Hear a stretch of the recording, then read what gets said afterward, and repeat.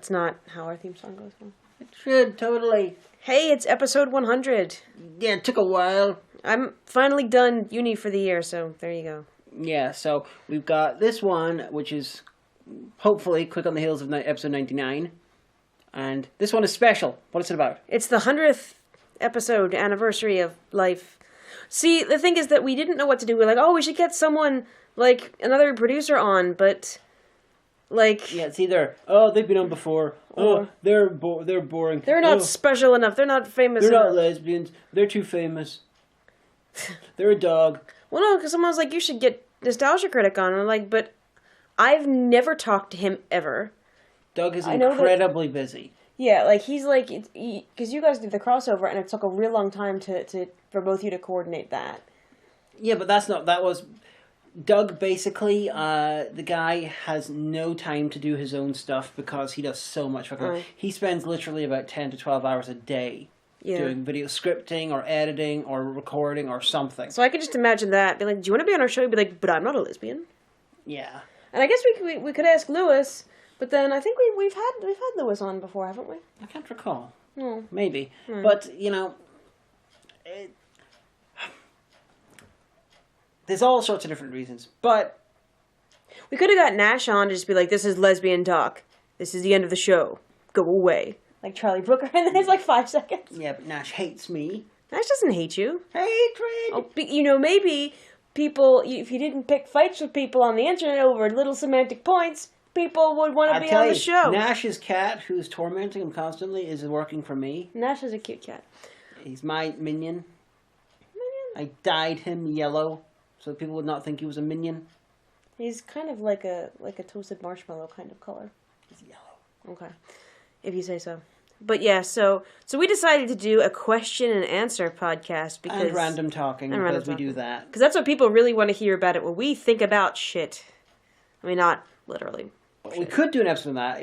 But neither of us are experts. We could get, like, a shit expert on. Shitsperk. Like, people are always... Oh, we just need to get, like...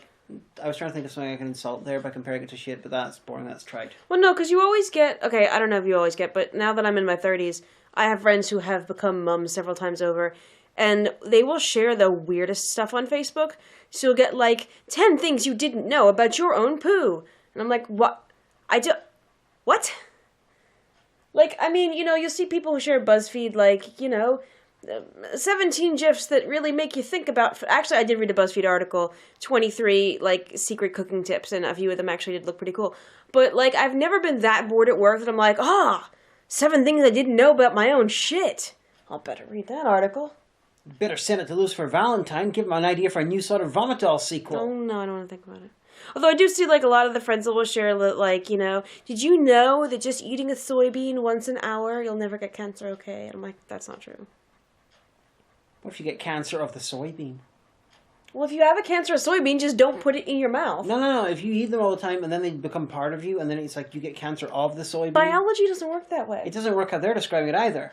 I knew this girl in high school and we were all standing around and I think we were talking about some movie we were talking about something literally very mundane and she was just kind of staring off in the distance and then we're like, are you okay?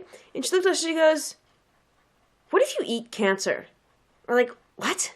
She's like, no, like what if you get a chicken and it has a tumor, and you eat the tumor, do you get cancer? No. And we're like, no, Steph, it doesn't work that way. Are you sure? Well, first of all, why would you eat a chicken tumor? She's like, I don't know, but what if you did accidentally... If it did have that effect, then a lot of people... Then it would be fascinating, because most tumors are so small we wouldn't be able to tell with our naked eye. That's true. Because they got to grow to become big. So... And also, a chicken with an obvious tumor would be quality managed out, and probably would end up as, like, animal feed or something. You'd get, like, a tumor, tiny, microscopic tumors, and you probably would have, statistically, you've probably eaten some animal cancer already. Lesbian Talk, where we answer the burning questions, such as, can you eat cancer? Well... Can cancer eat you? Yes, actually. Probably. Actually, can they bite you? No, actually, again, there are some kind of tumors that the cells in the middle form like little teeny teeth and little fingernails and hair because it's they think that they're follicle cells. This is a real thing. But cancer can't eat you. So, yeah, but not with its little teeny fingernails and follicle cells. Destroy us all. So I think we should probably answer a question. Yes, we asked for we put a hashtag out there. Told you to use the hashtag. Several more people than used the hashtag contacted me separately without the hashtag to ask questions. And guys, because Christians have been bothering me on a daily basis, I've been getting like I go to my fucking Twitter and there's like 50 or 60 replies, and so I scrolled down to the very bottom of, and your questions were lost. Next time, use the hashtag. Well, mine weren't, so if anyone replied to me after we do the hashtag stuff. Yeah, so she's going to check, and hopefully one or two. You guys, you're social media-ing wrong. Yeah. Alright, so that's the first question. This is from our friend, Zarian Krina, who actually gave me an idea once for a What Went Right. Asks, if you had a studio, what changes would you make to the Demon to Hagen reviews, and what went right, respectfully? You mean respectively? Or... Respectfully meaning, like, each one. It was respectively. Respectively, that's what I said. I think you said respectful. That's why I was confused. Some respectful that question, changes, I didn't mean to think you were shit.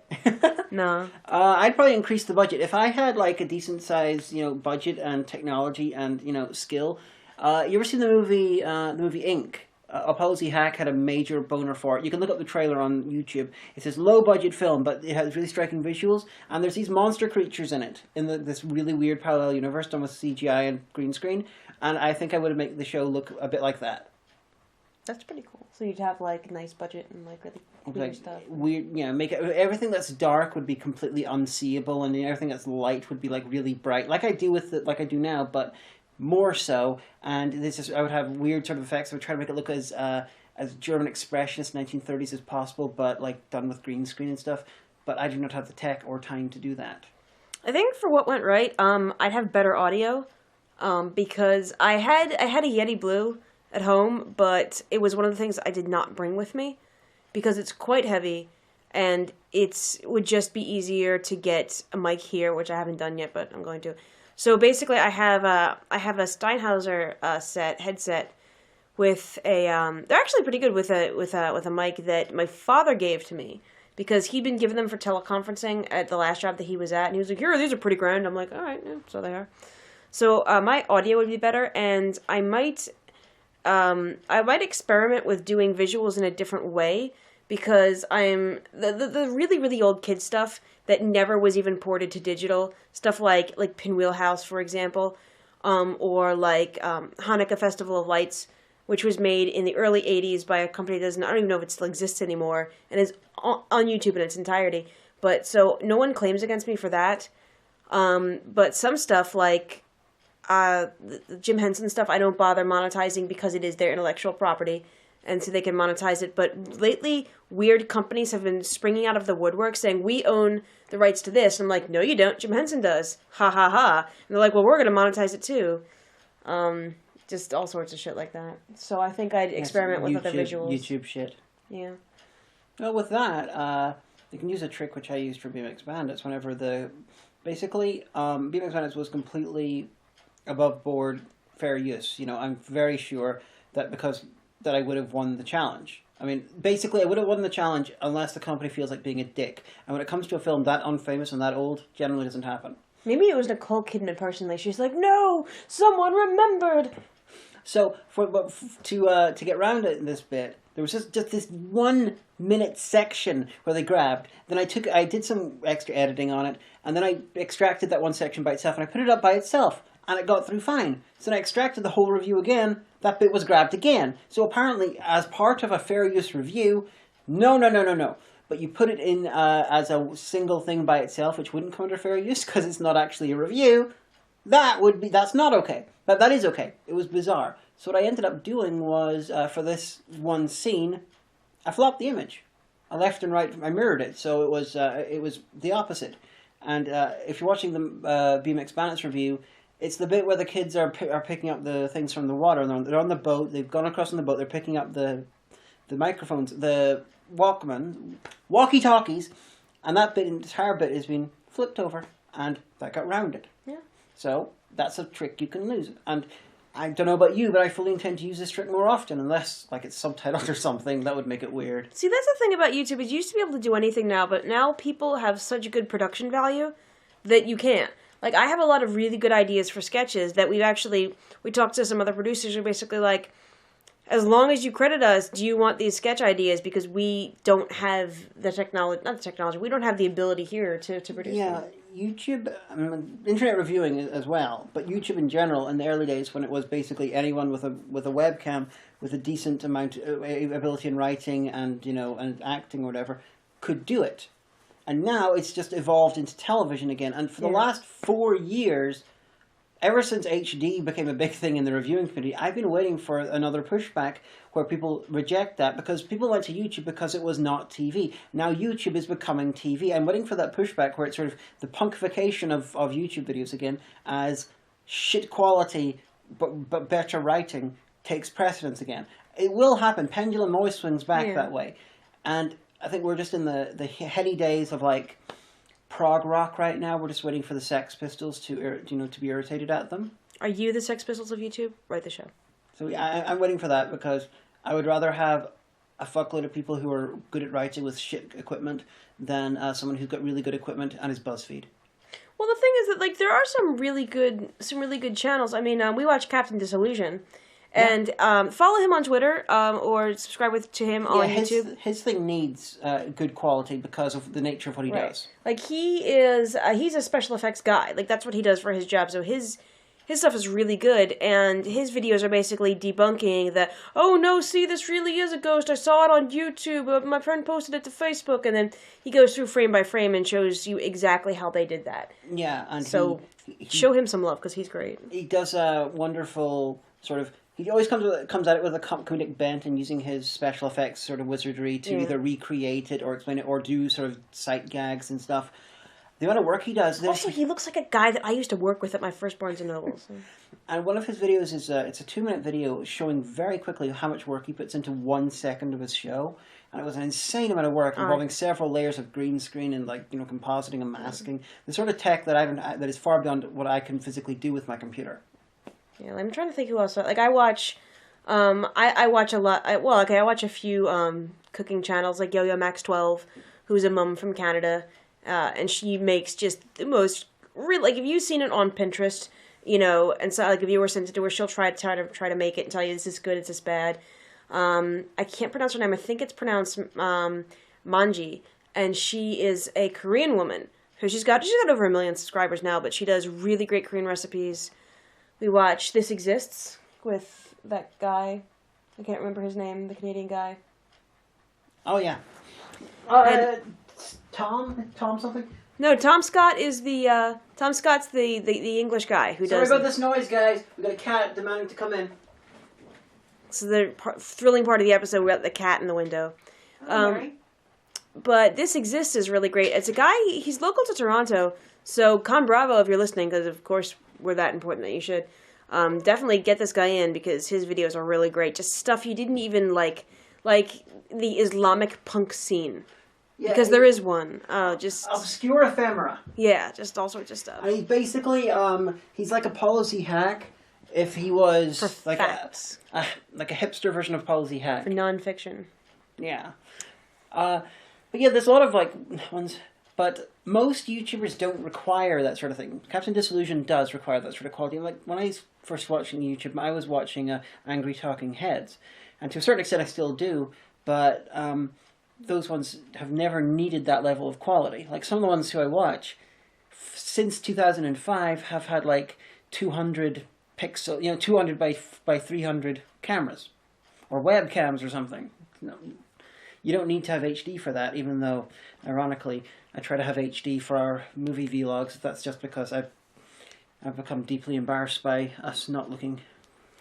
You can't see all of our pores yet, so you must, obviously. Yeah. So do you want me to read another question? Yeah, sure. All right, I had to answer my roommate's text. Okay. I'm sorry I'm holding on to you, Kat, but we can't let you knock the camera. He's like, but I want to knock it over. Okay, so Storyteller Wes says, if you could be trapped on an island with any Smash Brothers character, who would it be and why? I think I've played Smash Brothers twice, and this is Nintendo characters, just really, isn't it? Yeah. Well, no, sometimes they bring in extra ones, you could be Solid Snake and stuff. I I played the first Smash Brothers when it was out on N64 years and years ago, and I think I was at a convention in a game room and I played an updated version. So I probably would say Link, because he seems like a pretty cool guy. He'd teach me how to wield a sword and be like, ho, ha, yeah! Well, I will play it safe and go for my favorite character from the Mario-verse, and that is Luigi. Luigi seems like he'd be a pretty chill guy, you know? Yeah. So Luigi, crack open a beer, talk about shit, you know? You know, Luigi was the taller of the Mario and got no attention, you know, so I totally emote there. He must be a better guy, he's taller. Well, yeah. Although when it comes to, like, Mario Kart and stuff, I usually prefer to play as Wario because he has the best carts. I loved, and I know I've said it before on this show, I loved Super Wario World for the Virtual Boy. It's your favorite thing in the world. Well, no, it was my favorite game for Virtual Boy, and I swear, the dragon eagle combo, when you had the dragon crystal and the eagle wing, you became the flying dragon. So not only did your flames go out like Link's sword, but you could also fly. I never played the Virtual Boy. I had one. I bought it with my own money. I saved up. I always played it with... Did you deeply regret it after a while? Well, no, because I always played it with my glasses on. So, as far as I can tell, I didn't sustain any lasting eye damage because I always played it with my glasses on. Chew. Oh, man, but... Apparently you can find emulators for it online, but... That wouldn't surprise me. Apparently, from what videos I've seen about the Virtual Boy, that's a very well-regarded game. Yeah, I mean, the only other game I had for it was Mario Tennis, and that was really difficult. Well, that is a really weird question, you storyteller. I don't know, maybe people think about this. Smash Brothers characters. Hey, you know what? When you're at work and there's nothing to do up the till, and you're like, I wonder what Diamond and Omega would do with a Smash Brothers character. I must ask. Oh, it's like asking someone, Dear Doug Walker, if you could meet and, go have a meal with any Haitian dictator, which would you choose? If you're a Haitian dictator, write the show. Of course, if I asked Brad that, he'd be like, He would probably be like, Baby Doc Duvalier all the way. He'd probably be like, actually, I was thinking about that the other day. And that's my Brad Jones impression. Yeah, so, okay, well, you have to ask me that question. What Haitian dictator would you like to have dinner with and why? Baby Doc. Oh, Christ. Baby Doc Duvalier.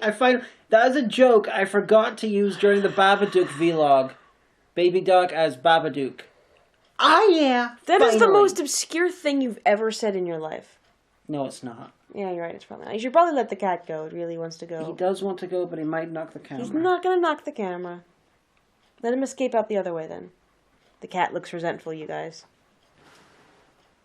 No, he's just sat on a beanbag chair. He'll probably curl up there and sleep for a while. I think he's got a cold. Yeah, we do. His eyes are watering. But, so yeah, I've been texted again. This is like the most random episode. We're like, you have to let the cat in the window. I have to answer a text. See, my roommate is having his friends over, and he asked if someone could sleep in my room. But, I will be occupying my room, so that's kind of unfortunate for them. Okay, so Rob Hulla wants to know, has Omega considered writing a paper on the psychological impacts of being made a human guinea pig by her wife? Have I made you a human guinea pig? What? Not that I can think of. I make you watch crazy movies, and I come up with interesting things for us to cook occasionally. Like today. Well, I mean, it wasn't really all that different, the thing that we made. And we got these ribs from Tesco, and so we just did them in the oven, and then this kind of peppers and onions with a spice packet from one of the fajita spice packets. And barbecue sauce and no, the barbecue sauce Asian egg noodles. Well, because you had the egg noodles, you might as well. So we got like a cross-breeding thing going on. It was quite nice. It was quite nice.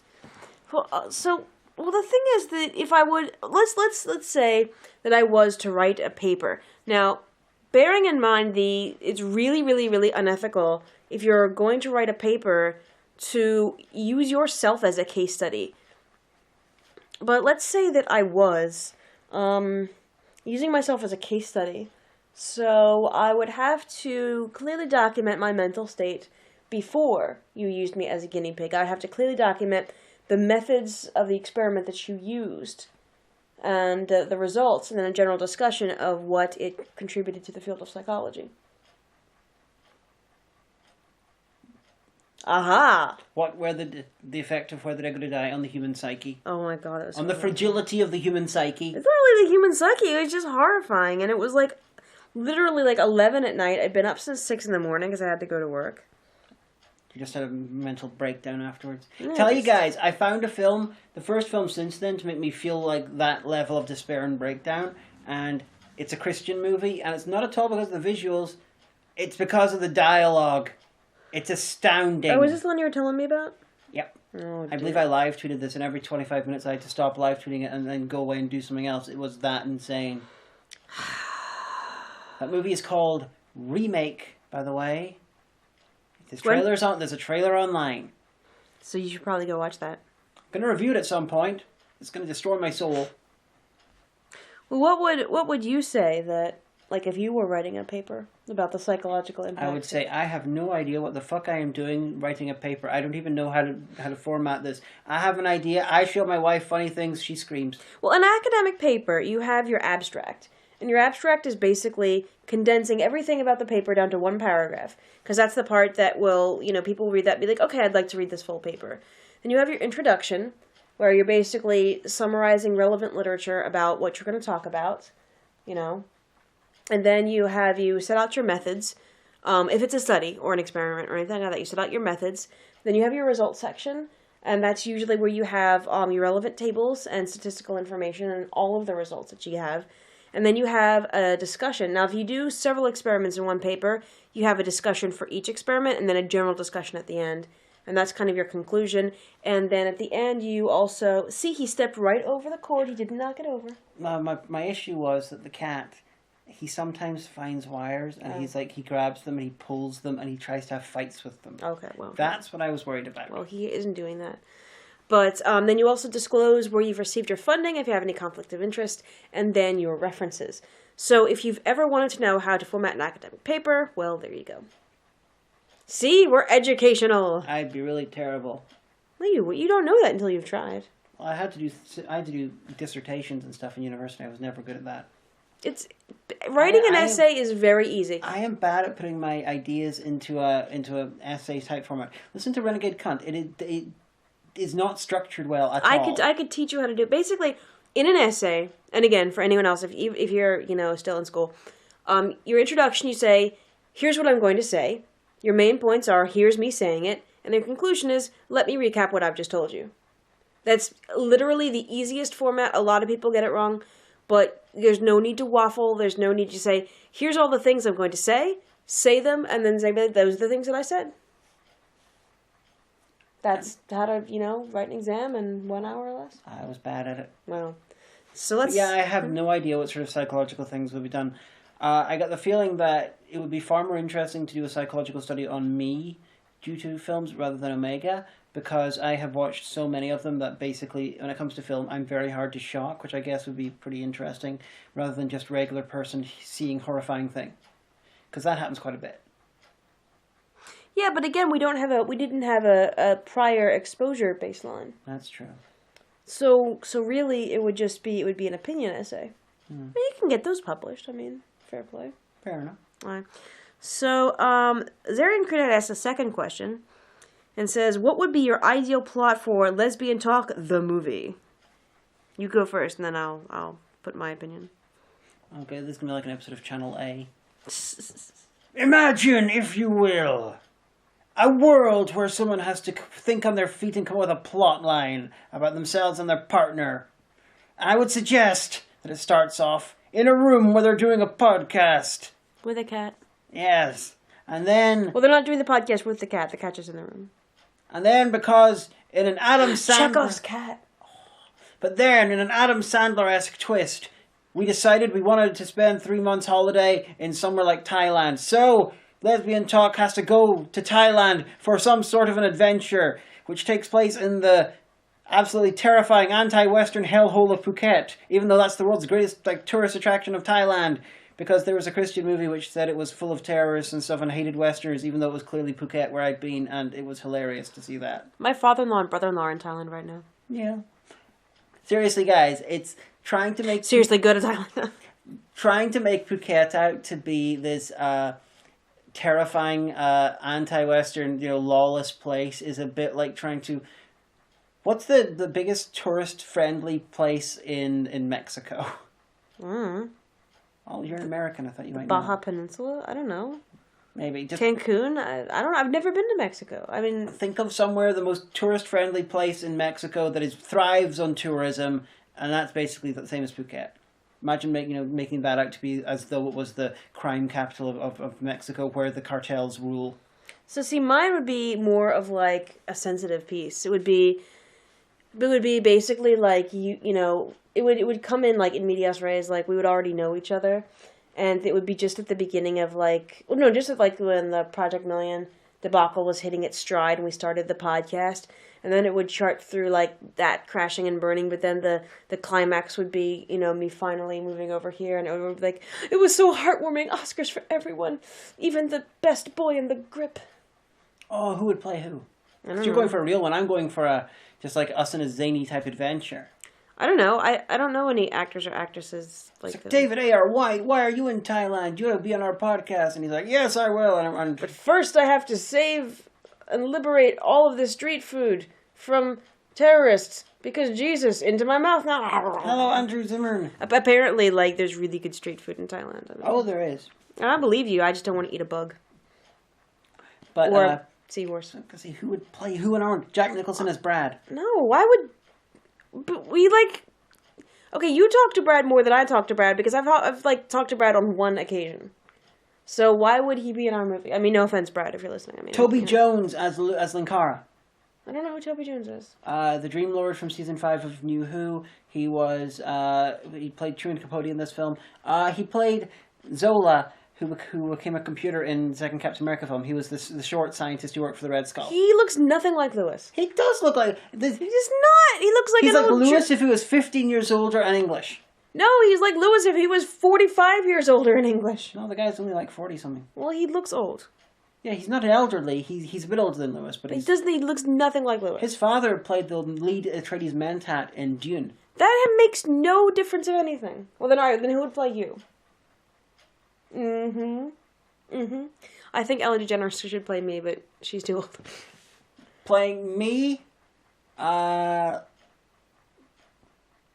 honestly, I'm thinking currently, go back in time to 1984 or whatever it was, and get Gene Simmons from You're Never Too Young to Die to play me, because it would be hilarious. This is a realistic casting. That noise you hear in the background, there's like 17 different clocks in the room that we're in, and I don't know why. Actually, there's one clock. There's just there's other stuff which is on timers because It's looking because after the heating in the house. nobody has central heating. They have to. We've been fighting with the fire all week with the coal, and then we have to put the fire starter and the tinders and the. It's steampunk. It Okay, looks like there was smoke at one point in time. The fire alarm went off. it's steampunk. We had to get the chimney sweeps out. One of them left their top hat, and so we were playing phone tag with him. You know, we didn't actually call the chimney sweeps, but they might have to next week. But so yeah, well, I don't know who would for reals, like in the modern times, who would play. Honestly, I can't think of because honestly, you've seen what I look like. I think Maisie it would be Williams should really- play me, even though she's too young. You've seen what I look like, so therefore, if I suggest But anyone, I it's going to don't be an insult for know them. I don't know any modern actresses. Like, I only know old people. If you have a good idea, comment below. It's Yeah, gonna be just leave the comments. Who do you think would play us? I do not feel comfortable insulting people by saying they should play me. You know, I'm okay with insulting Gene Simmons, but you know, Who would play Mary? Mary would play Mary. Okay. He's on the floor licking his nose. Although he would barely he'd only be like a kitten by the end of the film. Oh no, he'd be like, yeah, if they cast me as some young kitten, I don't know what to do. You're like, this is symbolic of the new beginning. Lesbian Talk, the movie. Be like all inspirational and shit. Couldn't you have chosen one of the interesting things in our shows to want a movie for, like the Hagenverse or even like the Omegaverse? No, because those things could be done as fictional pieces, but Lesbian Talk is two people just having a podcast. Yeah, but it will be about our triumph because we get awards from the LGBT film associations because when we got married, Domer was still active, so it would be about our triumph over adversity and homophobia and Canadians and it's very, very unlikely. It's a bit like, but it happened in real life. Unless our story is so unlikely that a movie about podcasters is just really, really it's really the unlikely. podcast Unless we go to Canada and meet up with a crazy old Canadian guy and oh god, okay, well, no one in Project Million turned us into walruses that we know of. That's true. Well, Jerry could be played by that man who comes in to buy the newspaper sometimes. There's a man in Derry, and he works at the uni, who looks exactly like the CEO of Project Million if he was like the good twin. Yeah. And he comes in to buy papers, and he has like a loyalty card and everything, and he's like, oh, hello, how are you today? Oh, it's newspaper, oh, can I have a bag? And like every time I see it, I'm like, whoa, my stomach jumps. I'm like, no, it's the good twin. So, it's the Irish one. Assuming Tusk is the closest thing to an actual Lesbian Talk movie, because, podcasters go to Canada, meet an elderly Canadian man who is horrible to them, bad and this happens. Okay.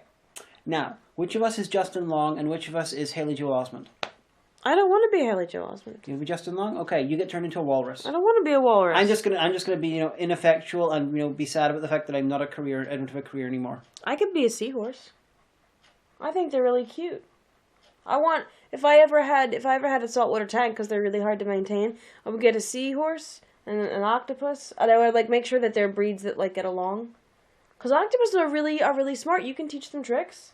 They certainly mentally and physically break you and turn you into the animal. Oh. In Tusk, the guy, he gets his legs amputated at the knees, and he gets his lower leg bones turned into tusks, and he gets stitched inside a walrus suit, and he basically gets psychologically damaged and broken until he thinks he's a walrus. That's what he was going to do to Elsie, but Elsie narrowly avoided it. If you've been turned into a walrus, write the show. Do you want another question? Hilariously, Tusk the movie was inspired by them doing a podcast where they're reading a story, which turned out to be fictional, and then off the cuff, Kevin Smith, doing this podcast, he asked his listeners if they thought he should turn it into a film, and then they said yes, and so he did. Oh, because he's Kevin Smith, he can do stuff like that. Yeah. So, Came the Dawn wants to know, are you willing to help form all-female online groups to stop cyber harassment, misogyny, racism, and homophobia? I don't know if this is in the context of Afghanistan or in real life. I think it's in the real life, because Came the Dawn... that makes it sound like you're like Nick Fury. Came the Dawn, I hate to tell you this. Internet Avengers, assemble. I hate to tell you this, Came the Dawn, depending on whether you believe fiction is reality or not, I am either an idiot who is sometimes funny online, or I am a crazy person in charge of my own government. Now, the second one, I could do that sort of stuff, but the first one, it seems a bit impractical. I mean, I'm a comedian. Yeah, but like Nick Fury, we could get you an eye patch and everything. But my worry is when she says all female ones, to combat stuff. There are a hell of a lot of groups which call themselves all female and use them as an excuse to exclude people who are female, but they use it as a cover to hide their bigotry towards some groups and just exclude them regardless. The most common one here is trans women getting kicked out of groups. So I have an innate distrust of all female things simply because quite often they're dominated by people who are bigoted towards people that I'm very close to. That makes sense. So, distrust of it, shall we say. Well, I mean, the thing is that it's just such an issue. Like, in the third years and the master's and psych students at my uni are really into researching the relationship between your brain and the internet in a way that hasn't been done in the past few years. Like because it's new. I got an email from one of my professors last year saying she had a master's student doing qualitative interviews about cyberbullying and your experience with social media. And I said, well, I'm a bit of an outlier. I've been on the internet for a very long time. I'm kind of older than a lot of your test subjects. Do you want me anyway? She said, yeah, no, come on in. And, she asked me about a lot of cyberbullying and stuff, and, I talked a lot about, the stuff that I've seen the female producers on Channel Awesome go through, and just people that we know. Although the one thing she said, no, the first question I have for you is, since joining, well, she asked me how long I've been on social media, and I was like, well, I've been on email since the late 90s. But she said, since joining social media, what has been different about your life? And I thought about it, and I felt really bad, because the best answer I could give is, I take pictures of food now. I never did that before. Like, when you were little and you got, like, the Kodak throwaway camera that with, you crank the thing and you only got, like, 12 or 24 pictures out of it and you sent it away to be developed. Like, I never took pictures of food. And now I'm like, oh, it's a great food. I better take a picture. See, I still don't do that. No, you have me take pictures of it because you didn't have a smartphone up until recently. Yeah, I sometimes take photos of cats, but that's about it. I mean, like, I have an album on Facebook called Toilet Obscura, where I take pictures of weird toilets that are in bathrooms. The best one, there's the blacklight one. Yeah, no, there was in the KFC in Belfast in town center. I went to use the girls' toilet, and it was blacklight, like at a club, and I was like, well, isn't this schwanky? That's really cool. That's kind of neat effect. And I was telling my sister-in-law, she's like, you know why that is, don't you? And I was like, nah. She says, well, because you can't see your veins under black light. It's so people don't shoot up heroin in the girls' toilet at KFC. And I was like, oh. I kind of hope that's not the reason. But no, I think it probably is, but I really hope it's not. But, yeah. But to go back to your question, I'm perfectly fine with those groups existing. There is definitely case to be made for exclusive groups, to deal with issues that affect them. Because they will speak more freely than if the majority are not involved. They will moderate their behavior and speech. If men are involved, women will moderate their speech, and they will usually give more deference to men because that's what happens. Probably something similar when you got white people involved in a thing about racism. Mm-hmm. So I'm perfectly fine with those groups existing. It's just I personally wouldn't want to be involved in any because there's been bad history between those groups, some of them, and people I care about. See, I just keep my mouth shut. I try to keep my views to myself. Well, I've been becoming a little bit more outspoken recently, but especially about atheism. Yeah, well, there's ironically she wasn't an atheist when we met. But the thing is that I don't know. No matter who you are or what you're talking about, there's always someone who has the ability and the position to tell you that you're wrong. Like, it can always be worse fallacy.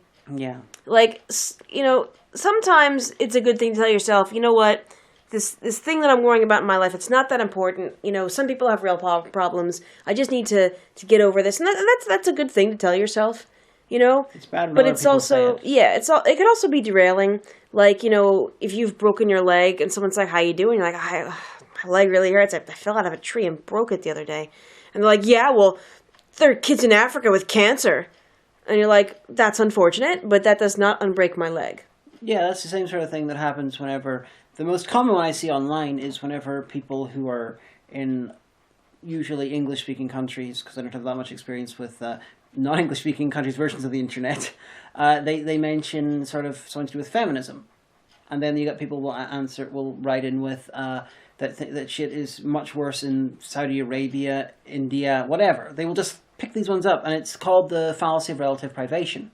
Ooh, that sounds impressive. I'm going to bring that up in a paper. Yeah, so, whenever someone tells you, when you bring up a complaint that is a valid complaint and someone else derails it by telling you it's worse somewhere else, fallacy of relative privation. Now you know. Well, it's just the thing, it's just like, okay, so if you're going to talk about feminism, like, suppose you have a group of people, and then we're talking about feminism, and then all the women in the group say to the guys, well, you really don't have room to talk here because you could never conceptualize this because you're thinking with a male brain, you've never experienced this. I'm like, okay, that's fine.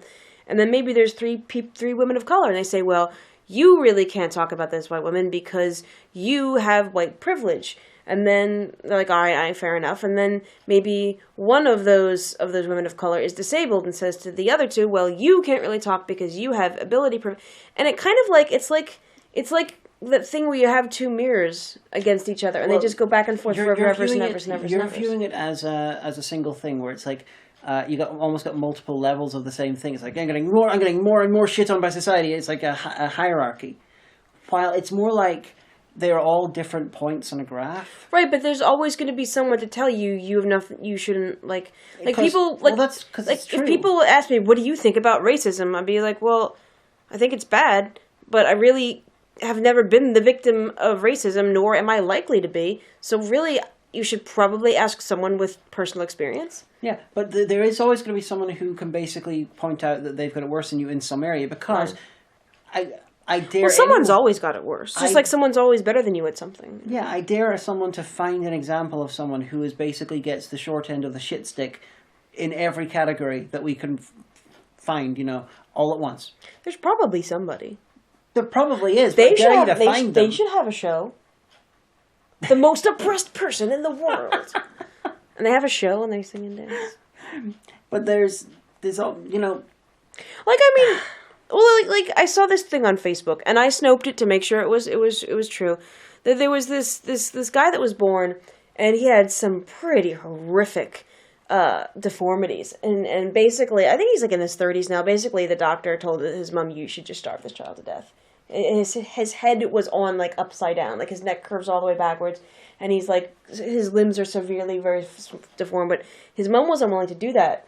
And so they redesigned the house to make it easier for him. And he's an inspirational speaker now. He can he's an accountant, for Christ's sake. And so and I saw this YouTube video. He's things and stuff. And I'm like, Jesus Christ. Here is this guy who is basically a torso and his head is upside down. And he's an accountant and he's life is what it is. And I'm like, that is just fucking amazing. If that was me, I would never stop whining, ever. Here's the difference, though. If you're born with it, mm-hmm. your perception of it is going to be different than if it is brought onto it later on in life, or you looking at it. Your perception of what it must be intrinsically different from his experience of it, because he has only ever had that. That's true. I didn't think about that. So it's. But then, you would anyone like us would be like, "Oh my gosh, how could that be your life?" And he's like, "Well, I live and I'm an accountant. Yeah. All right, so we do have... But yeah. Kim the Dawn, you love bringing up all these really, really, really long and complicated sorts of things, and it's really hard to speak off the cuff about it, because A, a bunch of people are going to hate you regardless of what you say, and B, as much as I am interested in these subjects and want to do the right thing in these subjects, I do not have the correct language to describe the stuff. I really should study it probably more often. Whereas I don't want to be yelled at by strangers on the internet, so I keep my opinions to myself because it's my life. And I'm afraid. Alright, so... Oh, wow. I can't pronounce... Their thing is very long, but their handle is Mocho01. Says, "Hello, Diamanda and Omega. Weird topic, but will you review Spanish-speaking bizarre movies, Dagon, or the Brazilian movie Feto Morto, or some other Lovecraftian's Latin cinema?" Ooh. Okay. Well, I can tell you this, that Dagon, I took notes to do Dagon. I intended to do Dagon in my original, along with Reanimator and Castle Freakin' From Beyond. My original idea was... But the tragic lack of your man, Jeffrey Combs. That was finally what did it in. Basically, originally it was going to be those three and Fortress. And then I decided, wait a sec. This doesn't make sense. The other three are Lovecraft. So I got rid of Fortress and replaced it with Dagon. And then I was like, wait a sec, there's no Jeffrey Combs or Barbara Crampton in this. No. Plus, it really irritated me because Jeffrey Combs was meant to be in it, but he wasn't able to do his cameo. Mm. And he was originally meant to be in it because it was meant to be filmed back in the 80s with Jeffrey Combs in the lead. So I took notes for it. I began writing a script, and then I put it to the side. But Dagon is definitely on my list. Here's my thing about Dagon. I actually watched it years and years ago. With a friend of mine who, I guess he had nothing else to do, and he knew that I probably had alcohol at my apartment. So he's like, "Everyone else is busy. Do you want to hang out?" I was like, why not? And he's like, you have your card, right? I was like, yeah. So we went to the video rental store. Because that used to be a thing, dear. You would go to a shop and they would lend you a video cassette. It was like a library with porn. No, that's the back room. But so we rented Dagon, and I was familiar with Lovecraft's work. And we got drunk and ate popcorn and watched it, and it was pretty cracked out. Dagon is one of the is definitely one of the best Lovecraft adaptations. And I was like, films. you should have just called it Shadow over Innsmouth, you liars. Well, the problem is they would have had to call it Shadow over Imbuca because it was they said it in Spain, and like Imbuca actually means in the mouth, or it means in mouth. It's a direct translation of Innsmouth. So I can see why they changed it to Dagon, even though Dagon it wasn't actually Dagon was a different story, but I think the god they were worshipping was still Dagon in that story. Yeah, I think the fish people did worship Dagon. So even though because Dagon at the time, Lovecraft's time, was thought to be a fish god, he was actually it's been worked out since then. He's actually a god of grain. That's kind of boring. Yeah. Oh no! I turned into a sheaf. He will come and he will separate the chaff from the wheat. Although it's entirely possible he might have done several different things. Some of these ancient extinct religions, it's hard to work on 100%. Anything multitasking. I mean, like there's these varying theories about Yahweh. Sorry, Yahweh is out of the office this week, so your prayers will be handled by Dagon. Is it okay? Okay, great. But they're not sure if Yahweh started off as a volcano god, a storm god, or a war god, because but it is known, through archaeology and stuff, that pre-monotheism, the ancient Israelites had a pantheon, and it's until fairly recently, in the grand scheme of things, actually they had two gods. There was Yahweh, and there was his wife Asherah. Asherah, who the very earliest versions of the Bible, in the book of Genesis, there is references to God in the plural. There is in the original thing. There's El, which means one God, and there's Elohim, which means more than one. I thought the Elohim were some angels or something. Maybe I'm getting the words mixed up, but there's definitely plural references to God, as in not just have more gods before me. It's plural references to we have created them rather than I have created them. Oh. As in there were multiple gods involved in the creation of humankind. See, I had this Bible when I was little, and it had lots of great pictures of people fighting lions. So I'd read it sometimes. And then I asked my mom, I was like, well, so, like, how come we know what happened in the Bible times, but we don't have any photographs? My mom was like, well, because they didn't have photographs in the Bible times. And I was like, well, then how do they know that people really fought the lions? And she's like, because they wrote it down. They didn't.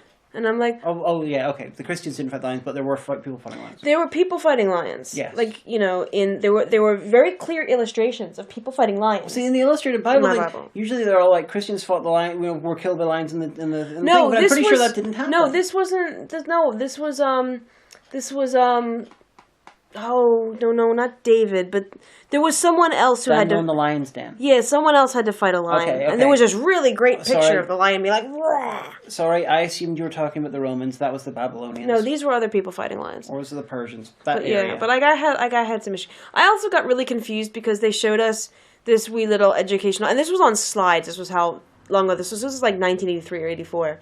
About how these little kids find like a hole in this cave... and go through the mountain wall to, like, a land where dinosaurs are still around. They're just, like, in this valley and no one noticed. And the dinosaurs can talk, of course they can. And so, like, the girls ask the dinosaurs, and they're like, what happened to you? Why did you all die? He's like, a comet came and it hit the world. And at that point in time, the Great Comet, because they hadn't discovered the crater in the Yucatan yet, the Great Comet theory was just a theory. It hadn't been proved. To be fair, theory... No, theory with a lowercase t, not. Okay, but in scientific terms, it was considered the most likely one. Yeah, but it wasn't. We didn't really have scientific proof. Now it's a theory with a capital T. Okay. And because my mom was loved archaeology and paleontology, so I was familiar with this concept. And I got home and I said, Mom, you know how you told me that scientists think this is what happened to dinosaurs? And she's like, yeah. I'm like, well, we saw a video. It wasn't really a video with slides, but I couldn't tell the difference. We saw a video today in school, and these kids, they met dinosaurs, and dinosaurs told them that's what happened. My mom's like, no. You saw a show that was made by someone, made by human. No, but Mom, the dinosaur was the one that told them, and the dinosaur would know. And I actually could not get into my head that, like, these were slides in a story written and illustrated by human beings. I don't know why I started telling that story. But on to the other Lovecraft things. There's a couple other Lovecraft ones I want to do. I got a copy of The Dark Sleep, which is just generically terrible. However, partway through this not very good horror movie from the director of Drainiac. Oh no, not Drainiac. You've got this wonderful... This woman is randomly making pancakes with her sister, and they've chosen this Latin piece of music, and I'd heard about the Latin piece of music. She sat bolt up straight in bed because you're watching it. I knew it was coming, but I didn't know what it was. I just heard reviews had mentioned there was this really out of place, jaunty Latin tune in the film, and yes, I sat bolt upright. And what was it? Because I recognized this music. You did. You're like, wait a second, is that? That's the theme to Tropico 5. That is That is the greatest thing ever to put in a Lovecraft movie. So that is the only reason I want to review The Dark Sleep. For other ones, there's The Evil Clergyman, which was meant to be part of the Pulse Pounder series. It's got Barbara Crampton, Jeffrey Combs, and David Gale from Reanimator. And David Warner. Yep. That should be reviewed as a crossover, hopefully at Alcon. But I didn't recognize the thing you mentioned, though, from Brazil. It's called... Hold on, let me bring up it on my phone again. It's called Fedo Morto. Well, Morto sounds like it means death. There are some area... It's a Brazilian movie. Even though it sometimes appears that I know everything about, every film genre from every country, there are areas which I have blind spots, and I do not know much about South American cinema. I apologize. So, Mocho01, it's your job to be like, hey, you know what? Let me tell you all about it. So we do have another last question from Rob Hulla. Rob Hulla had asked an earlier question, but I forgot to credit him. He said, have you watched Life on Mars yet to see John Sims and Philip Glenister act with proper direction in writing? If so, thoughts? And I've never seen Life on Mars, nor John Sims, so I'm guessing he means you. I have never seen Life on Mars. Simply because, A, it was done by the guy who did Bone Kickers, and apparently it's good. The guy that did Bone Kickers? And apparently it's good, which makes it boring. And I'm not very impressed with Glenister or Sim as actors, and if I'm going to watch random crappy British TV shows, it's probably going to be Whitechapel and shit like that. Wait, wasn't that the one?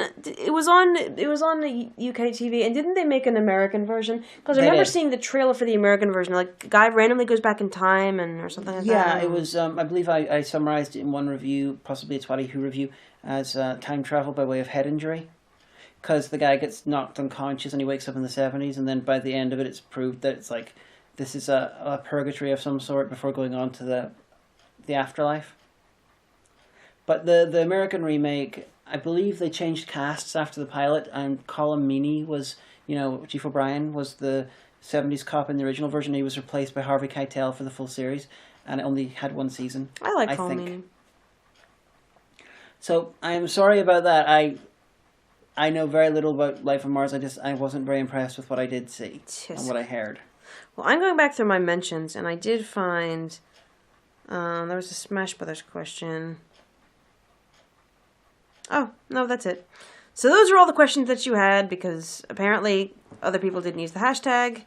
Let me check the hashtag one more time. For Lovecraft stuff, just randomly, guys, there's a movie which I haven't seen in a long time, but I remember watching it and liking it enough to keep, and it's called The Last Lovecraft, and it's about a descendant. It's the idea that H.P. Lovecraft and his descendants fight monsters, and so you do. And so his latest descendant has to fight monsters. It's the usual shit that people do with Van Helsings, but they just done it for Lovecraft, which I think is a pretty clever idea. Well, anything that mixes stuff up. Like, we saw this horror movie and then ended up getting it on... Well, not really. It's kind of a slasher, really. Called You Can't Kill Stephen King. That was terrible. It wasn't, but it was fun. It was done with all of the love that a fan would show. And I thought, just based on its quirkiness alone. And this one, this film, it's a basic slasher film, but it's got a lot of Stephen King references all sort of permeated through it. Now, right, because one guy is like a super fan, and they've come to the town where Stephen King lives to try to meet him. And Stephen King is incredibly reclusive, and basically, has said multiple times, "Don't come to my town. I don't want to meet you. If you want to meet me, come to an event I'm at. Things and stuff." Now, Omega's a very big Stephen King fan, and she loved it, so I suppose her opinion means more than me. Well, I enjoyed it. I mean... I however, felt that the references which I got were all very, very hackneyed and obvious. Well, I mean... It was... If I remember correctly, there was stuff like there was a little child who had psychic powers, and there was someone... wasn't there a car that at one point killed someone? Yeah. Well, they had Christine written on a car. Killer Cars are, he's really big into that. They weren't subtle with the references, shall we say. No, that's true. So what's in our future? What is the future of Lesbian Talk? Because we are coming up a little bit towards our limit. Well, hopefully we can get another few episodes done before you have to start year 3, when you're going to have even less time free. Yeah, that's true. Well, we do have, we did film an episode with a patron. Now, this was right before my desktop became unusable for about 6 months. Long story short is the electric in our house is really weird, so I had to get a surge bar that basically has a car battery in it. It's the kind of stuff that they plug servers into, in case you have, like, a microscopic, or not microscopic, but a really, really, like, microsecond interruption to power, so your whole thing doesn't go down. But now that I had it, I had to pay £90 for it. I do have that episode, and I will go through and sound edit it. So that will actually, we called it episode 99, but it's going to be episode 101. Well, then what is episode 99? Because this is episode 100. Well, the other one was 98 and a half. But there won't be an episode 99. Yeah, well, that'll be our thing. Well, no, we'll have to, because otherwise people on the YouTube list will be like, what's going on? I might... Well, it'll come out after this, but I'll still call it episode 99. Okay, that's fair enough. Yeah, because, Yeah, and if you're listening to this, George, we're really sorry about your interview episode. It's the problem one. It's entirely down to the computer problems and Omega doing university stuff. Yeah, because I only have Adobe on the laptop because I've used all 3 of my product keys for it. So it's very complicated. Yeah, and I do not have Adobe or good audio editing software on my computer. Well, everyone's like, use Audacity, but I don't like Audacity because you can't go into the waveforms as well as you can with Adobe, and you also can't edit to, like, the microsecond that I like to do. So, but yeah. So that's for us. I'm gonna to get a new What Went Right out soon. I have an idea of something I'm going to do involving Erikson, Piaget, and why you like what you do. For example, My Little Pony and Steven Universe and Avatar and all sorts of good stuff. And I'm doing videos occasionally, and I am working on another few Renegade cunts. I have like 10 of them, sort of ideas down. There you go. One of them is fully scripted. I just have to record and put it together, but. In my defense about that one, that involves God's Not Dead, and that will involve having to go through the footage for God's Not Dead again, which makes me not want to do that. I got a bunch of ones. I got one involving X-Men Days Future Past, one involving the Predator films, one involving the Evil Dead films. I've got one. My mind has gone blank, but I have other ones. I'm going to America next Tuesday for about 5 days, visit with my family. So I'm sure I'll have some great pictures from that. And we're going to be at 2 conventions in the summer. 2? Yeah. Well, okay, summer/early autumn. Oh. Yeah, we're going to Con Bravo this summer. Con Bravo! Where we should be doing Cards Against Humanity live show. We did this at Alcon in Leicester last year, and I emceed, and it was lots of fun. Yeah, and that one, I shall be giving out some DVDs to whoever wins in Cards Against Humanity. Also, I'm hopefully going to... I may be doing a What Went Right panel. I put forward for one, so I don't know if they'll approve that, but if I do, I'll let you know. And I'm hopefully going to have enough random Region 1 DVDs on me that if I see people with Demon Hagen or Omega t-shirts or whatnot, that I can give people presents. because there's a Redbubble. Yeah, redbubble.com/DemonHagen, I believe, or just look up Demon Hagen on redbubble.com. There's a huge selection of absolutely fascinating things you can get. I have one of the You Probably Shouldn't Cook This t-shirts, so I can wear it when we record the episodes. So, those should be up in the next few months, right? Or are you holding on to them for a while? Hopefully. I really don't want to have to explain exactly what's going on with stuff. I am making episodes, they're just not hitting YouTube. YouTube has issues with us. But yeah, so that's the crack of us. We're back. So there you go. It's episode 100! Wasn't that great? Woo! Where's Giovanni? I'm right here, boss. Called Meat Boss? No, he was talking to me. He never talks to you. He ignores you because you're so mean to him. Okay, fair enough. He's always so mean to me. Oh, it's a little lobster! This is a fascinating little thing! Why did you have to use the Alistair voice? I don't think Alistair's here too. He's gone away now. Alistair! Why did Alistair get away? Oh, that's very upsetting. Because you molest... Fuck off, Alistair! You molest the lobster, that's why. But anyway, so that's been us for this week. That's been episode 100. I have been the Omega, and who do you want to have been today? Clearly I've been Alistair the Harmless Bastard! Of course you have. See you next week.